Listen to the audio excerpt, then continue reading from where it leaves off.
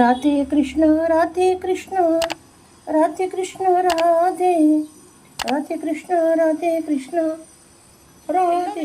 કેમ છો? જય શ્રી કૃષ્ણ. આજે તમારા માટે સરસ મજાની એક રેસીપી લઈને આવી છું.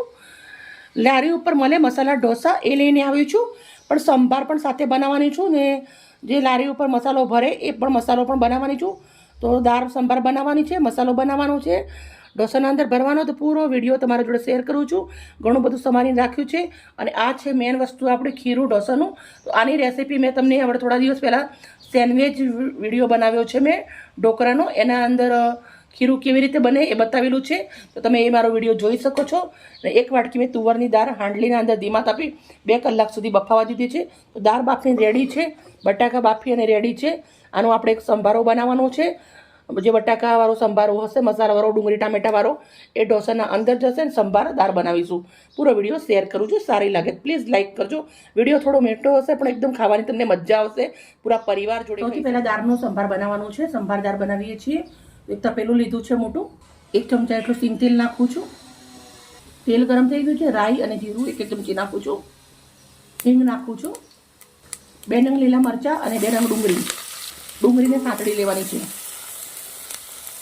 એકદમ જોરદાર હોટલ સ્ટાઇલ દાળ બનાવવાની છે આપણે. જેડા તમારેલા 2 નંગ બટાકા એને પણ તેલના અંદર ચડવા દેવાના છે. 1 નંગ સરગવો લીધો છે, ધોઈ અને કટકા કરી લીધેલું છે, એ નાખી દેવાનું છે. બટાકાને સરસ મજાના તેલના અંદર સરગવાને બધે સાંતળી લેવાનું છે. થોડાક મીઠી લીમડીના પાન નાખી દઉં છું. પછી જે આપણા ટામેટાં સમારેલા છે 3 નંગ ઝીણા ઝીણા, એ નાખી દેવાના છે. સરસ મિક્સ કરી દઈશું. બટાકા તેલના અંદર તતડાઈ ગયા છે પછી આપણે ટામેટાં નાખવાના છે. ટામેટાને પણ આપણે 2 થી 3 મિનિટ શેકી લેવાના છે. ટામેટાં પણ મસ્ત શેકાવા આવી ગયા છે. તો આપણે હવે અંદર મસાલા કરી લેવાના છે. સૌથી પહેલાં આપણે લાલ મરચું નાખી દઉં છું 1 ચમચી ભરીને. અડધી ચમચી હળદર નાખું છું. 1 ચમચી ભરી ફ્રેશ ધાણા જીરું, 1 ચમચી ભરી અને મીઠું. થોડો સંભાર મસાલો 1 ચમચી એટલો નાખવાનો છે આપણે. હવે મસાલા નાખ્યા પછી સાંતળી લઈશું સરસ 2 મિનિટ. હવે આપણા બધા વેજીટેબલ સતરાઈ ગયા છે મસાલાના અંદર. તો દાળ રેડી દેવાની છે બાફેલી. દાળ રેડ્યા પછી પાણી રેડીશું આપણે. જરૂર પ્રમાણે પાણી રેડવાનું. આના અંદર થોડો હું પાઉંભાજી મસાલો નાખું છું. એનાથી ટેસ્ટ બહુ જ મસ્ત આવે છે. એટલે દાળની આપણે સરસ મજાની હવે ઉકાળી લેવાની છે. પણ આપણે લીંબુ નીચવી દઈશું અંદર. મેં 2 લીંબુ કટ કર્યા છે. આપણે દાળના અંદર લીંબુને નીચવી દેવાના છે. તમે આંબલી પણ નાખી શકો છો, પણ આંબલી કરતાં ગરમીની મોસમ છે એટલે લીંબુ બેસ્ટ રહે એટલે લીંબુનો ઉપયોગ કર્યો છે મેં. 4 લીંબુ આપણે 4 ટુકડા નીચવી લેશું.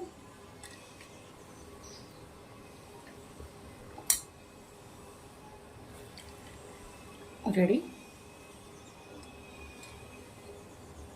દાળ આપણી સરસ મજાની ઉકળી ગઈ છે. હવે આપણે લીલા ધાણા નાખી દેવાના છે. લીલા ધાણા નાખ્યા પછી દાળને સાઈડમાં ઉતારી દઈશું ને આપણે ઢોસાના અંદર ભરવાનો સંભારો રેડી કરી દઈશું. લોઢાની કઢાઈ લેવાની છે. એના અંદર આપણે 1 ચમચા એટલું સિંગ તેલ નાખું છું. તેલને મસ્ત ગરમ થવા દેશું. લોઢાના કઢાઈના અંદર મસાલો શેકાશે એટલે જોરદાર સુપર બનશે. થોડી રાઈ, જીરું, ઝીણા સમારેલા લીલા મરચાં, ઝીણી સમારેલી ડુંગળીને સરસ મજાની તેલના અંદર શેકવાની છે. ડુંગળી આપણી સરસ શેકાઈ ગઈ છે.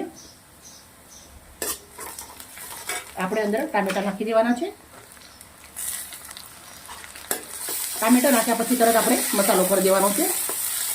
આપણે ભાઈ જોઈએ તીખું તમતમતું એટલે 1 ચમચી લાલ મરચું, અડધી ચમચી હળદર, 1 ચમચી ધાણા જીરું, અડધી ચમચી મીઠું, થોડો ગરમ મસાલો, અડધી ચમચી થોડો ચાટ મસાલો, ઝીણા સમારેલા મીઠી લીમડીના પાન. મસાલાને સરસ મિક્સ કરી દેવાનો છે. આપણા જે બટાકા બાફેલા છે એને ભાગી નાખ્યા છે. તો બટાકા નાખી દઈશું આપણે. બટાકાનો માવો નાખી દેવાનો છે આવી રીતે. હવે સરસ એને મિક્સ કરી દેવાનું છે. આવી રીતના કઢાઈ પકડી પછી મિક્સ કરું છું.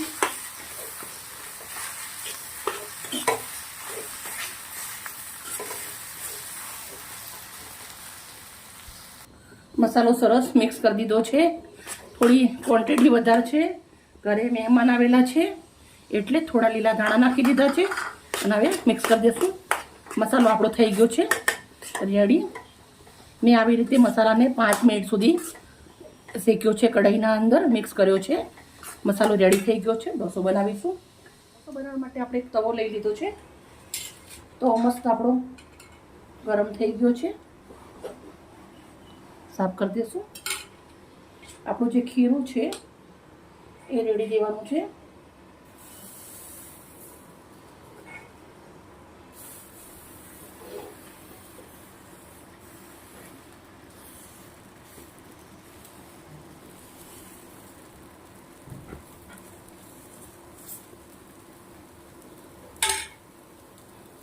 હવે ઉપર થોડું હું તેલ લગાવું છું. તમે બટર બી લગાવી શકો છો નોર્મલ, પણ હું સિંગ તેલ નાખું છું. સિંગ તેલ મસ્ત લાગે છે એટલે. હવે આપણે અંદર મસાલો લગાવવાનો છે.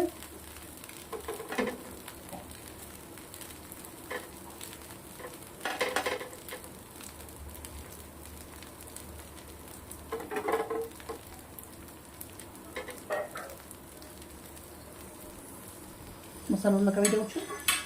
પછી લારીવાળું જેવું બનાવવા માટે થોડીક એવી ડુંગળી નાખવાની છે.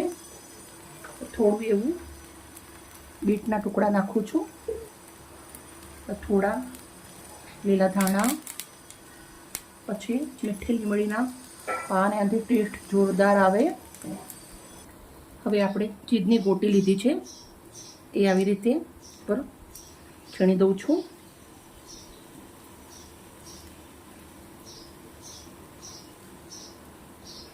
હવે ઢોસો થઈ ગયો છે રેડી. હવે આપણે એને ઉલટાવી દેવાનો છે આવી રીતે. બંને બાજુ ક્રિસ્પી કરશું આપણે આવી રીતે.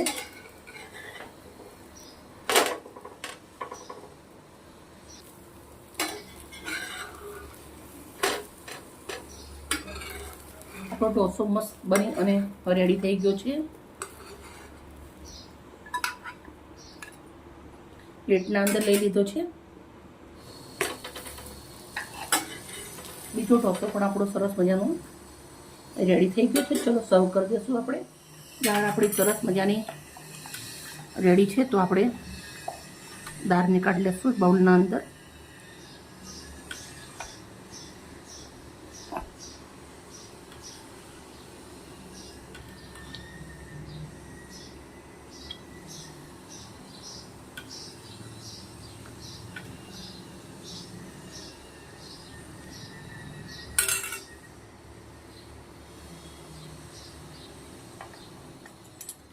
ચમચી કાંટાવાળી અને સાદી. મિત્રો મને ખબર છે વિડીયો મોટો છે, પણ શું કરું, તમને બધું જ મેં શીખવાડ્યું છે સ્ટેપ બાય સ્ટેપ, એટલે વિડીયો મોટો થઈ ગયો છે. પ્લીઝ મને એક લાઈક કરી દેજો, દોસ્તોને અંદર શેર કરજો. Okay bye. કાલે મળીએ નવી રેસીપી સાથે. રાધે કૃષ્ણ રાધે કૃષ્ણ રાધે કૃષ્ણ રાધે રાધે કૃષ્ણ રાધે કૃષ્ણ રાધે કૃષ્ણ.